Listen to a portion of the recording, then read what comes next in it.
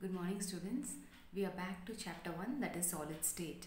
Till now we have seen the characteristics of solid particles. Then what are the subdivision of solid particles like crystalline solid, amorphous solid.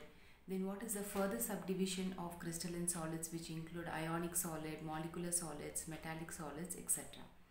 And today we are back with crystal lattice. Okay, this slide already we have seen, but I am just giving you a recap. What is a lattice site or lattice point? Each point in a lattice is called lattice point or lattice site. Hope you all remember this picture. So each point in a crystal is called as crystal lattice or lattice point. Okay. See, each point is going to represent one constituent particle. See, from the beginning of the chapter, we have been studying that each constituent particle is going to represent an atom, molecule or ion. So, each point of a crystal is called as crystal lattice or lattice point. And what does each point represent? Each point is going to represent me an atom or molecule or an ion. Now, see, the lattice points are joined together by means of a straight line so that I'll be getting a proper geometry. See, all the lattice points are joined by means of a straight line so that I'll be getting a proper geometry. So, this is nothing but characteristics of lattice. Now, moving to characteristics of a unit lattice. I have told you what is crystal lattice or lattice point, and now we are going to see what is the characteristics of a unit lattice. See, this is one particular unit. Can you see the blue color shade? So we are going to see the characteristics of a unit lattice. Now, each unit cell is represented by means of 3 dimensions. It is represented as edges A, B and C. See, these edges may be perpendicular or may not be perpendicular. So clear?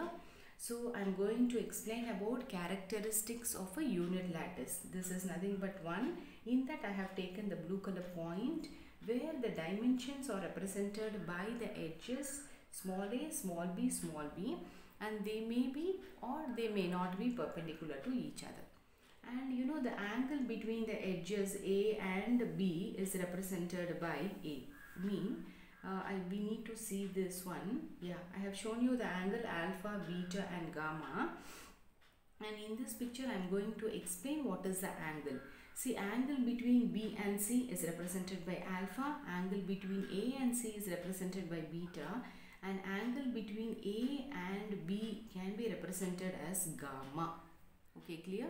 So each unit cell should have 6 parameters. It should have edges A, B, C, and it should have the angles alpha, beta and gamma. See, in your book the angle may be different. Say for example, in the slide which I am showing you, it is represented as AC angle is beta, BC it is alpha, AB it is gamma. It may be different in some of the textbooks, okay? But you need to follow that each unit shell should have 6 parameters which include the edges A, B, C and the angle alpha, beta and gamma. So this is the characteristics of a unit cell. Now moving to the types of unit cell, we have primitive cell and centered unit cell. What is primitive unit cell? Here the constituent particle will be represented in the corner position of a unit cell. Then I am going to call them as primitive unit cell. Clear, children?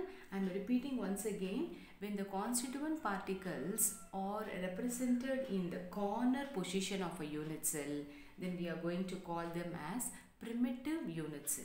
And what is centered unit cell? Apart from the corner position, when they are going to occupy other than corners, addition to corners, then they are called as centered unit cell. Primitive means here the particles will be present only in the corner position.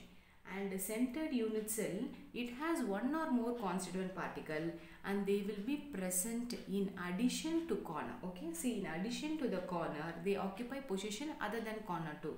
They are called as centered unit cell. And see, centered unit cell is further classified into. In types of unit cell, I have told you what is primitive unit cell and I have told you what is body centered unit cell.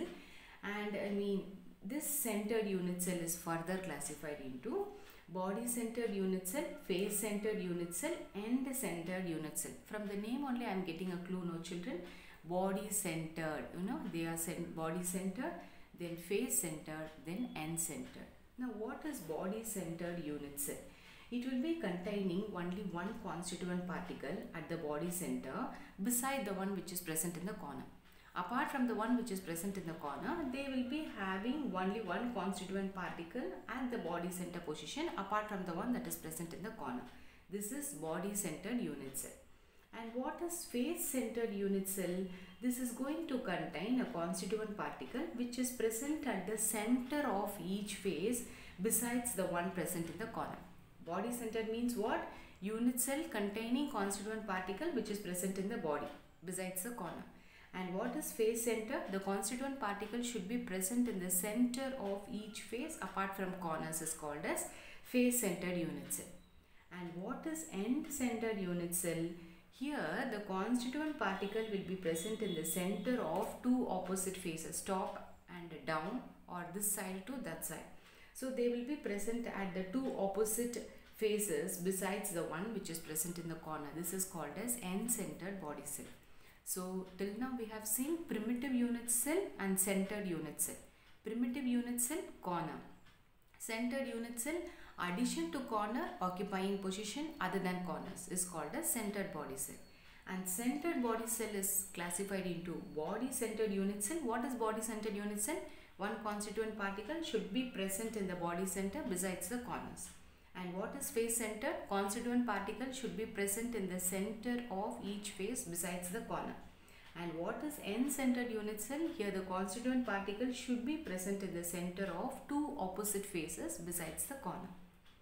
And these are the examples of how your 6 parameters are arranged in different solid states, which include cubic, tetragonal, orthorhombic, hexagonal, and rhombohedral, monoclinic and triclinic. So these are the different types of solid state where the 6 parameters are arranged differently. And number of atoms in the unit cell. Okay, we know what is a primitive cell, clear. And how many atoms are present in the primitive cell, that we are going to see now. See, a primitive unit cell has 8 atoms in the corner. So each atom in the corner is shared between 8 unit cells. So when you take one primitive unit cell, how many atoms it contains? It has 8 atoms. And how this 8 atom is shared? This 8 atom is shared between 8 adjacent unit cells. So 4 unit cells will be in one plane, that is 4 above or 4 below the plane. Okay, done. Now, so when you take 1/8 of an atom or molecule or ion, then that belongs to a particular unit cell. So 1/8 of an atom or molecule or ion actually belongs to a particular unit cell. And each small sphere represents the vertex and not the actual size. So such structures are called as open structures. So what are open structures, children? So each small sphere is going to represent you the vertex. It's not going to represent the actual size. So this is called as open structures. In all, since each cubic unit cell has 8 atoms on its corner, the total number of atoms in one cell will be 8, which can be represented as 8 into 1/8 is equal to 1. Okay, clear to you? I am repeating this part again. What is primitive cubic unit cell? It has got 8 atoms. How 8 atoms are shared? 8 atoms are shared by 8 unit cell. Now, so 1/8 of the atom alone belongs to a particular unit cell. And each of the small sphere it is representing only the vertex. It's not representing the whole size. So I'm going to call such structures as open structures. Now since I told you one cubic cell is containing 8 atoms, so how will you represent the total number of atoms in one cubic cell? Now 8 into 1/8, which is equal to 1. Yes children, you understood the number of atoms present in the unit cell. Yes, we'll move to the next one.